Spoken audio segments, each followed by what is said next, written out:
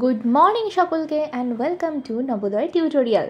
বর্তমানে এই চ্যানেলটি 2026 সালের মাধ্যমিক ক্যান্ডিডেটদের জন্য লাইফ সায়েন্সের উপর কিছু সাজেশন ভিত্তিক কোয়েশ্চেন প্রোভাইড করবে। তো চলো ভিডিওটা শুরু করা যাক। আশা করি তোমরা ভিডিওর থাম্বনেল দেখে আগেই বুঝতে পেরে গেছো যে আমরা এই ভিডিওতে কিছু কমন কোয়েশ্চেন সম্পর্কে আলোচনা করব, যেটা তোমাদের 36 নাম্বারের উপরে আসবে। তোমাদের রিটেন টেস্ট 90 নম্বরে হয়, তো তার মধ্যে থেকে লাইফ সায়েন্সে 36 নম্বর কিন্তু এমসিকিউ এসিকিউ সমস্ত মিলিয়ে হয়, মানে মার্ক 1 এর কিছু কোয়েশ্চেন্স হয়। তো সেই মার্ক 1 এর কোয়েশ্চেন্সগুলোকেই এই ভিডিওর মাধ্যমে আমি তুলে ধরবো। তো কোয়েশ্চেনে যাওয়ার আগে এখানে দেখো 5টা চ্যাপ্টার তোমাদের লাইফ সায়েন্সে রয়েছে এবং প্রত্যেকটা চ্যাপ্টার থেকে কিরকম টাইপের কোয়েশ্চেন্স আসবে সেগুলো কিন্তু আমি মার্কস ডিভিশন করে নিয়েছি। তোমরা চাইলে এটাকে স্ক্রিনশট নিয়ে নিতে পারো। তো আজকে যেহেতু আমরা শুধুমাত্র চ্যাপ্টার 1 এর এমসিকিউ এবং ভিএসিকিউ অর্থাৎ এই দুটো পোর্শন নিয়ে আলোচনা করব, এই দুটো পোর্শনের 100% কমন কোয়েশ্চেন্স আমি দেবো এবং সাজেশনস দেবো, তো সেই জন্য এই চ্যাপ্টারটা মার্কস ডিভিশনটা আগে আমরা করে নিই। তো এখান থেকে ভিএসিকিউ এবং এমসিকিউ মিলিয়ে টোটাল 8 নম্বরের কোয়েশ্চেন্স আসছে এবং টোটাল যদি আমি দেখি এই চ্যাপ্টারটা থেকে কিন্তু আমাদের 19 নম্বরের প্রশ্ন আসে আউট অফ 90, তাই তো। তো এই 90 কোয়েশ্চেন্সের মধ্যে 19টা প্রশ্ন কিন্তু আমাদের, মানে 19 নম্বরের প্রশ্ন কিন্তু চ্যাপ্টার 1 থেকে আসছে। আর এই 19 নম্বরের মধ্যে আজকের বলার বিষয় 8। এই 8 নম্বরের কোয়েশ্চেন কমন এবং সাজেশন পাওয়ার জন্য এই ভিডিওটা তোমাদের পুরোটা অবধি লিখতে হবে। সো আর দেরি কিসে, লেটস স্টার্ট। তো আজকের ভিডিওর প্রথম প্রশ্ন, কিছু ফুল সূর্যোদয়ের পরে ফোটে কিন্তু সূর্যাস্তের সঙ্গে সঙ্গে বুঝে যায়। এই কোশ্চেনের আনসার করার জন্য আমাদের যে অপশনসগুলো দিয়েছি সেগুলোর প্রত্যেকটাতেই কিন্তু ন্যাস্টিক চলন, মানে ন্যাস্টিক কমন রয়েছে। তোমরা প্রত্যেকেই ক্লাস 10 এর স্টুডেন্ট এবং অলরেডি টেস্ট তোমাদের কমপ্লিট হয়ে গেছে, তো এটা বলার অপেক্ষা রাখে না যে ন্যাস্টিক চলন বলতে আমরা কি বুঝি। তো এবার আমাদের দেখার বিষয় এটাই যে ফুল সূর্যোদয়ের পরে ফুটছে, অর্থাৎ আলোর ব্যাপারটা বোঝানো হচ্ছে, তাই তো। তো আলো কিন্তু ন্যাচারালি ফটো কথার সঙ্গে খুবই ভাবে সম্পর্কিত, অর্থাৎ আনসার ইজ ফটোন্যাস্টিক চলন। এবার অনেকে হয়তো বলতে পারো যে সিসমোন্যাস্টিক বা কেমোন্যাস্টিক, থার্মোন্যাস্টিক এগুলো কেন হলো না। সিসমোন্যাস্টিক কিন্তু স্পর্শ ব্যাপ্তির চলন, ঠিক আছে, অর্থাৎ আমরা টাচ করলে এই চলনটা হয়। কেমোন্যাস্টিক মানে কেমিক্যাল রিলেটেড, কোনো কেমিক্যাল ধরো এলো এবং সেই রিলেটেড উদ্ভিদ অঙ্গের সামগ্রিক চলনকে কেমোন্যাস্টিক চলন বলবো। থার্মোন্যাস্টিক মানে হলো, থার্মো কথার অর্থই হলো টেম্পারেচার। তো টেম্পারেচার যদি কোনো উদ্ভিদ অঙ্গে এফেক্ট ফেলে তখন কিন্তু এই চলনটা হয়। কিন্তু এখানে কোয়েশ্চেনে বলেছিল সূর্যোদয়ের পরে ফোটে এবং সূর্যাস্তের সঙ্গে বুঝে যায়, অর্থাৎ একটা লাইটের ব্যাপার কিন্তু এখানে বলেছে, অর্থাৎ ফোটো মিনস হচ্ছে লাইট। এই কারণে সঠিক আনসার ফটোন্যাস্টিক চলন। 2 নম্বরের প্রশ্নটা বলেছে যে কোনটি প্রতিবর্ত পথ। তো প্রতিবর্ত পথটা বোঝার আগে একটা ডায়াগ্রাম একটু বুঝে নাও। ডায়াগ্রামটা দেখো, এখানে বোঝাচ্ছে যে টাচ হচ্ছে, আই মিন যে ক্যান্ডেলটা রয়েছে সেটাকে টাচ করছে। এবার যখন আমরা টাচ করছি তখন আমাদের এখানে অনেক ছোট ছোট ছোট ছোট রিসেপ্টর থাকে, বিকজ তোমরা প্রত্যেকেই জানো যে আমাদের হাতে এবং সারা শরীরে কিছু রিসেপ্টরস রয়েছে যারা কিন্তু কোনো স্পর্শকে গ্রহণ করে, তাই তো। তাহলে ফার্স্টে এই টাচ যে ফিলিংসটা সেটা কোনো রিসেপ্টর গ্রহণ করবে। এবার এই রিসেপ্টরকে আমরা বাংলায় বলে থাকি গ্রাহক। তাহলে ফার্স্ট রিসেপ্টর গ্রহণ করছে, মানে গ্রাহকের কাজ হচ্ছে। এবার এই গ্রাহক কি করছে, এই টাচ ফিলিংসটাকে কিন্তু নিয়ে যাচ্ছে। কিসের থ্রুতেই নিয়ে যাচ্ছে না, এখানে কিছু সেন্সরি নিউরন থাকে। সেন্সরি নিউরনকে আমরা অনেক সময় বলে থাকি সংজ্ঞাবহ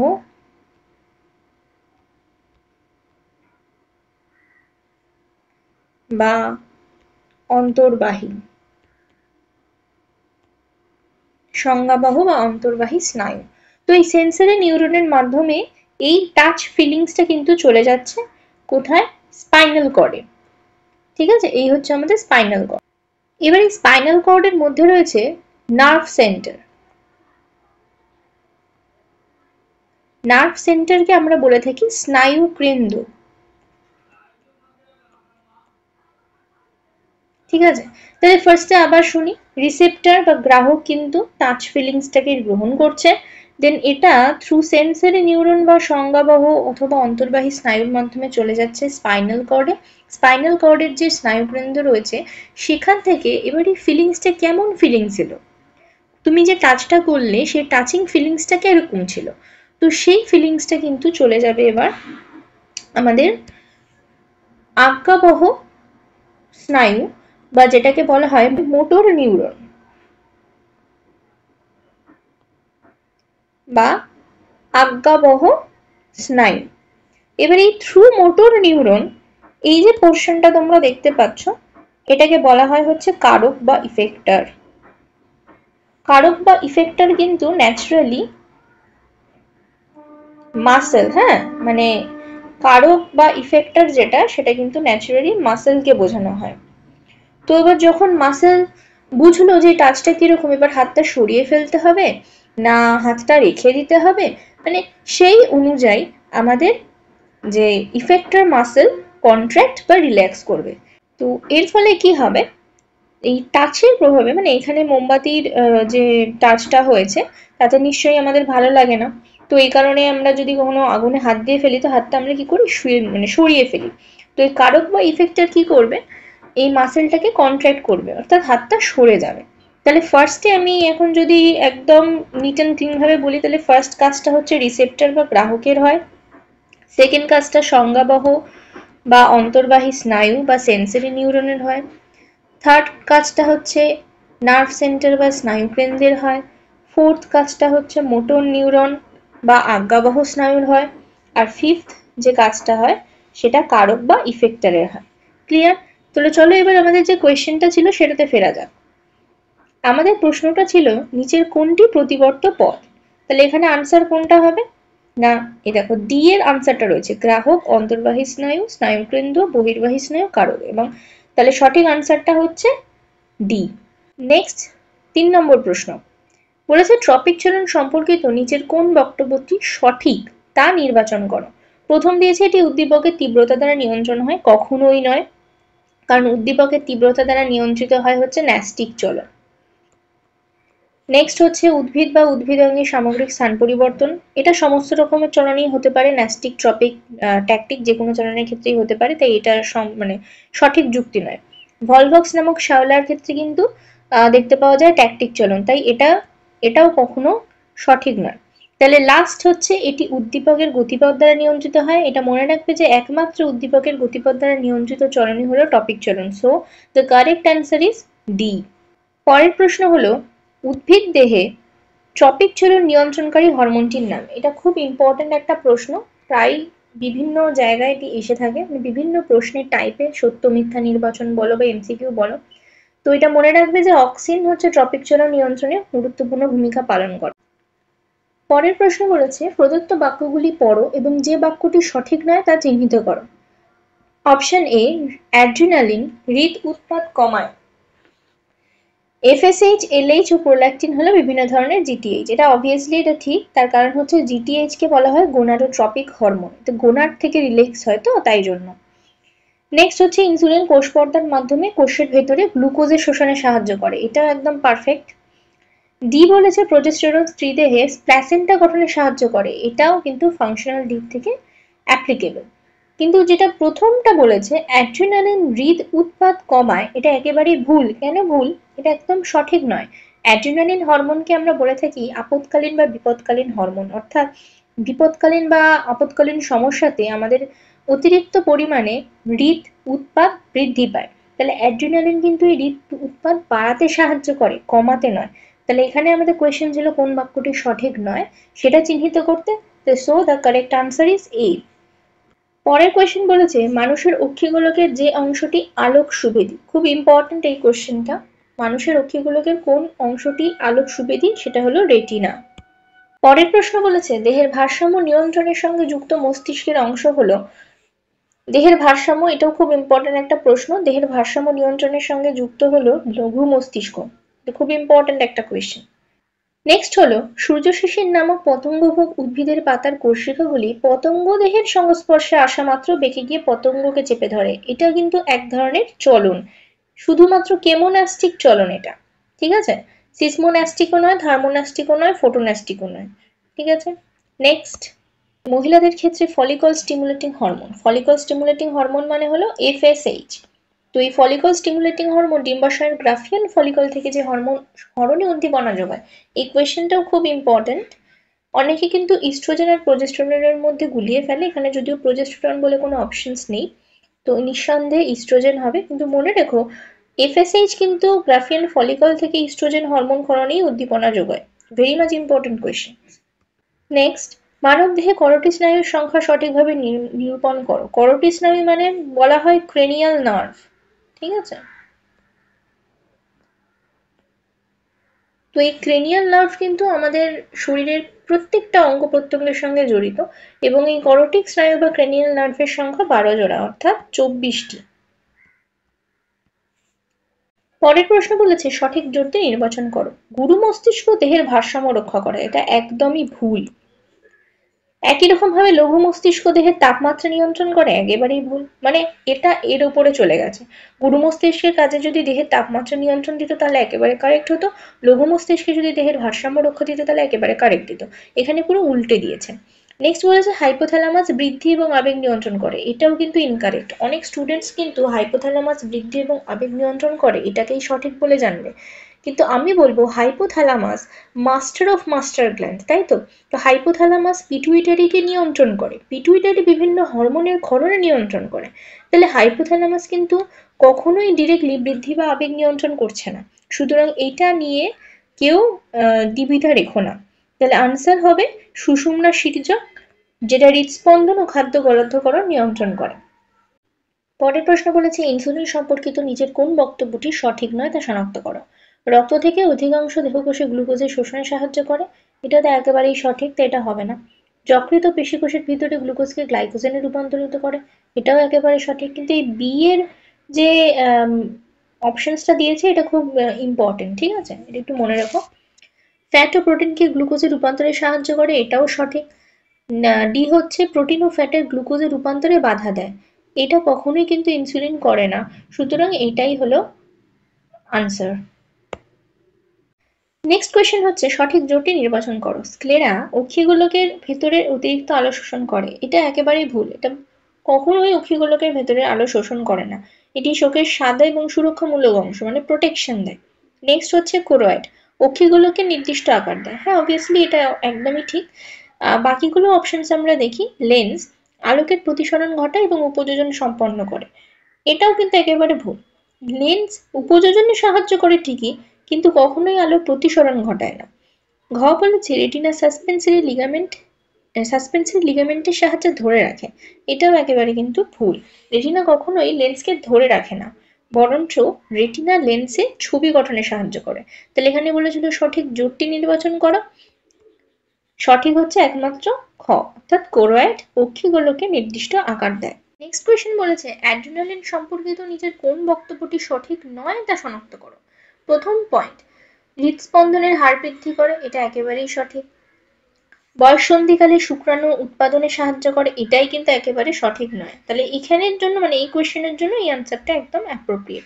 বাকি যে যতগুলো আনসার দিয়েছে অর্থাৎ ক, গ, ঘ, প্রত্যেকটা কিন্তু অ্যাড্রিনালিন সম্পর্কিত সঠিক বক্তব্য।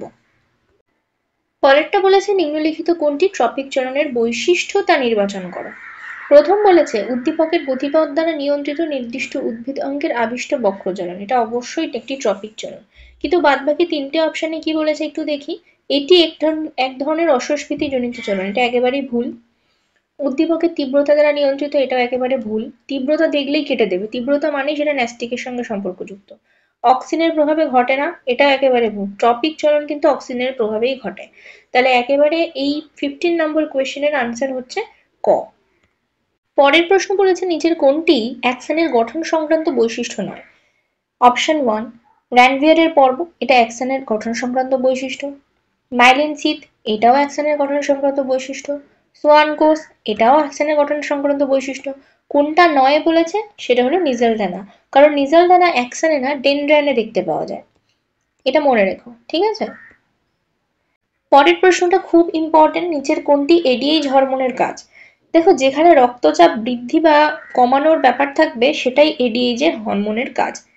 এটা একটা শর্ট নোটস হিসেবে তোমরা লিখে নিতে পারো।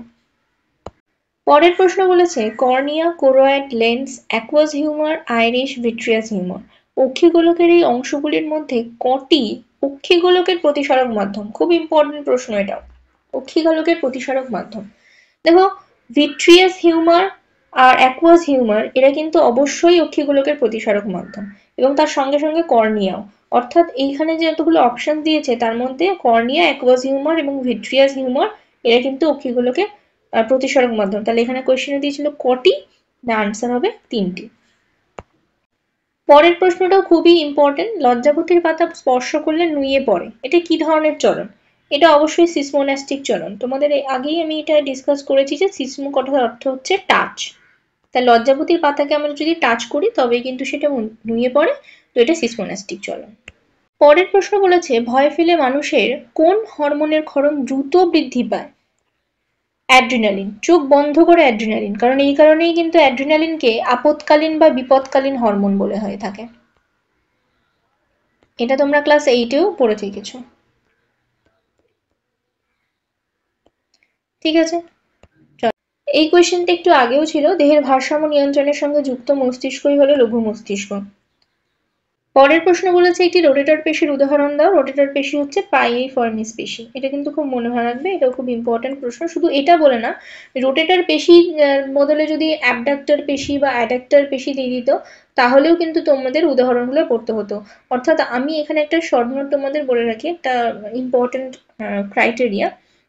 বমনের ক্ষেত্রে তোমরা মানব অঙ্গের যে সমস্ত পেশির নাম পড়েছো, অর্থাৎ অ্যাডাক্টর, অ্যাবডাক্টর, রোটেটর, ঠিক আছে, এই সমস্ত পেশিগুলোর উদাহরণটা পড়ে রেখো, ঠিক আছে, এইগুলো খুব ইম্পর্টেন্ট।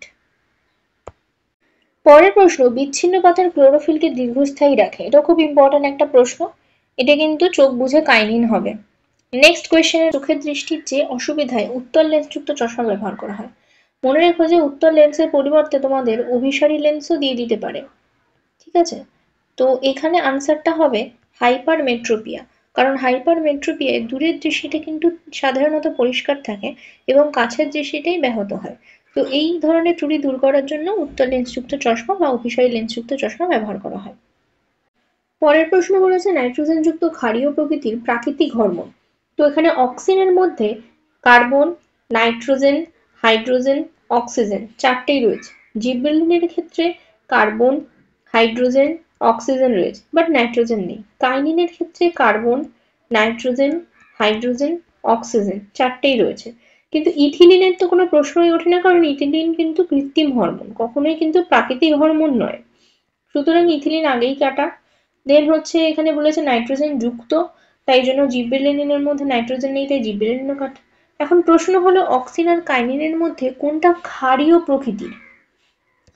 তো যদি অক্সিনের ক্ষেত্রে দেখি, অক্সিনের রাসায়নিক সংকেত হচ্ছে IAA, মানে ইন্ডোল অ্যাসিটিক অ্যাসিড। অক্সিন কিন্তু অ্যাসিডিক ইন নেচার, মানে ও কিন্তু অ্যাসিড, ক্ষার নয়। আর কাইনিন একমাত্র ক্ষার, ঠিক আছে। তাহলে আনসার বলেছে নাইট্রোজেন যুক্ত ক্ষারীয় প্রকৃতির প্রাকৃতিক হরমোন কোনটি? সঠিক উত্তর হবে কাইনিন বা সাইটোকাইনিন। পরের প্রশ্ন বলেছে উদ্ভিদের স্পন্দন পরিমাপ করার জন্য আচার্য জগদীশচন্দ্র বসু যে যন্ত্র আবিষ্কার করেছেন সেটা হলো ক্রেস্কোগ্রাফ। পরের প্রশ্ন বলেছে একটি অন্তর্বাহী ও বহির্বাহী স্নায়ু দ্বারা গঠিত স্নায়ু। অন্তর্বাহী এবং বহির্বাহী স্নায়ু দ্বারা কিন্তু গঠিত হয় মিশ্র স্নায়ু, ঠিক আছে। তো এখানে ভেগাস নার্ভ হচ্ছে এক ধরনের মিশ্র স্নায়ু, ভেগাস স্নায়ু বা ভেগাস নার্ভ। পরের প্রশ্ন বলেছে চোখে ধুলোবালি পড়ার উপক্রম হলেই চোখ মুদে যায়, এটি কি ধরনের ক্রিয়া? চোখ বন্ধ করে প্রতিবর্ত ক্রিয়া। পরের প্রশ্ন বলেছে বীজের সুপ্তাবস্থা ভঙ্গকারী হরমোনটি হলো, বীজের সুপ্তাবস্থা ভঙ্গন করে, এটা খুব ইম্পর্টেন্ট একটা কোয়েশ্চেন। এই কোয়েশ্চেনের আনসারটা হচ্ছে জিবরেলিন। পরের প্রশ্ন বলেছে মানবদেহে করটিক এবং সুষুম্না স্নায়ুর সংখ্যা কত? করটিক স্নায়ুর সংখ্যা তো আমরা আগের কোয়েশ্চেনেই দেখেছি 12 জোড়া, এবং সুষুম্না স্নায়ুর সংখ্যা কিন্তু 31 জোড়া, সুতরাং এখানের আনসারটা হচ্ছে সি। পরের প্রশ্ন বলেছে অক্ষিগোলকের কোন অংশটি আলোর প্রতিফলন রোধ করে? তো কোরয়েড কিন্তু আলোর প্রতিফলন রোধ করে। এই কোয়েশ্চেনটাও কিন্তু খুব ইম্পর্টেন্ট। কোরয়েড কেন আলোর প্রতিফলন রোধ করে? কারণ কোরয়েডের মধ্যে রয়েছে মেলানিন নামক এক ধরনের রঞ্জক পদার্থ, যেটা আলোর রশ্মি শোষণে সাহায্য করে। তাই কারেক্ট আনসার ইজ কোরয়েড। পরের প্রশ্নটা তোমরা একটু আগেই পেয়েছো, স্নায়ুকোষের যে অংশে নিজেল দানা অনুপস্থিত। নিজেল দানা থাকে না কিন্তু একমাত্র অ্যাক্সনের মধ্যে, কারণ ডেনড্রন এবং কোষদেহ দুটোই কিন্তু সেম। অ্যাক্সনের মধ্যেই একমাত্র নিজেল দানা থাকে না। অ্যাক্সনের মধ্যে তাহলে কি থাকে? সোয়ান কোষ থাকে, সোয়ান সেল যেটাকে আমরা বলে থাকি। পরের প্রশ্ন বলেছে এফএসএইচ হলো মানুষের এক প্রকার ট্রপিক হরমোন। এই হরমোনের প্রভাবে স্ত্রীদেহের ডিম্বাশয় থেকে ক্ষরিত হয়। আচ্ছা, ডিম্বাশয়, এই ডিম্বাশয় একটু আগে এই কোয়েশ্চেনটা তোমরা পেয়েছো। ডিম্বাশয়কে সেখানে বলা হয়েছিল গ্রাফিয়ান ফলিকল। ঠিক আছে, তো ডিম্বাশয় থেকে যে হরমোন ঘটনে সাহায্য করে সেটা হলো ইস্ট্রোজেন। এই কোয়েশ্চেনটাও কিন্তু খুবই ইম্পর্টেন্ট, কিছুক্ষণ আগেই পেয়েছো। আমি আগেও বলেছি যে ইস্ট্রোজেন এবং প্রোজেস্টেরন কিন্তু দুটো অপশন তোমাদের দিয়ে দেবে, তার মধ্যে থেকে যেটা ইস্ট্রোজেন সেটাই কিন্তু এফএসএইচ পার্সোনালি ঘটনে সাহায্য করে। So estrogen is the correct answer. পরের প্রশ্ন বলেছে নিম্নলিখিত যেটি পাখির উড্ডয়ন পেশি নয়। পাখির উড্ডয়ন পেশি কিন্তু pectoralis major, pectoralis minor, coracobrachialis. একমাত্র মায়াটম কিন্তু পাখির উড্ডয়ন পেশি নয়, তাই এই কোয়েশ্চেনের জন্য বি অর্থাৎ মায়াটম আনসারটা সঠিক। তাহলে মায়াটম পেশি কার গমনে সাহায্য করে? না, মাছের কিন্তু গমনে খুব গুরুত্বপূর্ণ ভূমিকা পালন করে মায়াটম পেশি। পরের প্রশ্ন বলেছে অ্যান্টিকিটোজেনিক হরমোন। এই কোয়েশ্চেনটা খুবই ইম্পর্টেন্ট। অ্যান্টিকিটোজেনিক হরমোন কিন্তু ইনসুলিনকে বলা হয়। স্বতঃস্ফূর্ত রসস্ফীতিজনিত বৃদ্ধিজ চলন, এটা রসস্ফীতিজনিত বৃদ্ধিজ চলন হবে, যেটা যাই হোক। তো রসস্ফীতিজনিত বৃদ্ধিজ চলন দেখতে পাওয়া যায় একমাত্র বর্ণচাঁড়ালে। পরের প্রশ্ন, মহিলাদের ক্ষেত্রে ফলিকল স্টিমুলেটিং হরমোন ডিম্বাশয়ের গ্রাফিয়ান ফলিকল থেকে যে হরমোন ক্ষরণে উদ্দীপনা যোগায় সেটা তো তোমরা জানো, সেটা হলো ইস্ট্রোজেন। এই কোয়েশ্চেনটি কিন্তু বারবার রিপিট হয়েছে এবং আমি এই কোয়েশ্চেনগুলো বিভিন্ন ধরনের টেস্ট পেপার এবং আমার নিজের কিছু কমন কোয়েশ্চেন্স থেকে কিন্তু সেট আপ করা হয়েছে। তো এই কোয়েশ্চেনটা তাহলে বুঝতেই পারছো অনেকবার কিন্তু অনেক রকম ভাবে অ্যাপিয়ার করেছে। তো কোয়েশ্চেনটা খুব ভালোভাবে মার্ক করে নিও। পরের প্রশ্ন, ভারতীয় টেলিগ্রাফ উদ্ভিদ নামে পরিচিত উদ্ভিদটি হলো। এটাও খুব ইম্পর্টেন্ট একটি প্রশ্ন। ভারতীয় টেলিগ্রাফ উদ্ভিদ কিন্তু বলা হয় বনচাঁড়ালকে। আজকের এই ভিডিওর লাস্ট প্রশ্ন হলো মানবদেহের ভারসাম্য নিয়ন্ত্রণকারী অংশটি হলো, এটা আগেও তোমরা পেয়েছো, সেটা হলো লঘু মস্তিষ্ক। আচ্ছা, এখানে একটা কথা বলি, যদি গুরু মস্তিষ্কর ব্যাপার দেয় তাহলে গুরু মস্তিষ্ক কিন্তু ন্যাচারালি আমাদের ইমোশনস গুলোকে মেনটেন করে। ঠিক আছে, মানে ধরো আবেগ অর্থাৎ ভয়, দুঃখ, রাগ, ক্ষুধা, তৃষ্ণা, কখন যে জিনিসগুলো হবে সেগুলো কিন্তু গুরু মস্তিষ্ক নিয়ন্ত্রণ করে। লঘু মস্তিষ্ক একমাত্র মস্তিষ্কের একটি অংশ যেটা ভারসাম্য নিয়ন্ত্রণ করে। তো চলো আজকে এতটাই থাক। পরের ভিডিওতে অর্থাৎ পার্ট 2 এ এই চ্যাপ্টার রিলেটেড যত এসিকিউ রয়েছে ইম্পর্টেন্ট, কমন আসার সম্ভাবনা অনেক বেশি, সেই ধরনের সাজেশন কোয়েশ্চেন্সগুলো পার্ট 2 এর ভিডিওতে আসবে। ততদিন খুব ভালো থেকো সকলে এবং এই কোয়েশ্চেন্সগুলোকে অবশ্যই মাথায় রেখো। তো ধন্যবাদ সকলকে ভিডিওটি দেখার জন্য। দেখা হবে আবার পরের কোনো ভিডিওতে। এরকম সাজেশন পেতে গেলে নবোদয় টিউটোরিয়ালকে সাবস্ক্রাইব করতে হবে, যাতে সবার আগে ভিডিও নোটিফিকেশন তোমাদের কাছেই পৌঁছায়। আর হ্যাঁ, অবশ্যই ভিডিওতে একটা লাইক অ্যান্ড কমেন্ট করো, আর সঙ্গে সঙ্গে তোমার যত মাধ্যমিক ক্যান্ডিডেট বন্ধু আছে তাদের সাথেও শেয়ার করতে ভুলো না। মনে রেখো, নবোদয় টিউটোরিয়াল তোমাদের পাশেই আছে।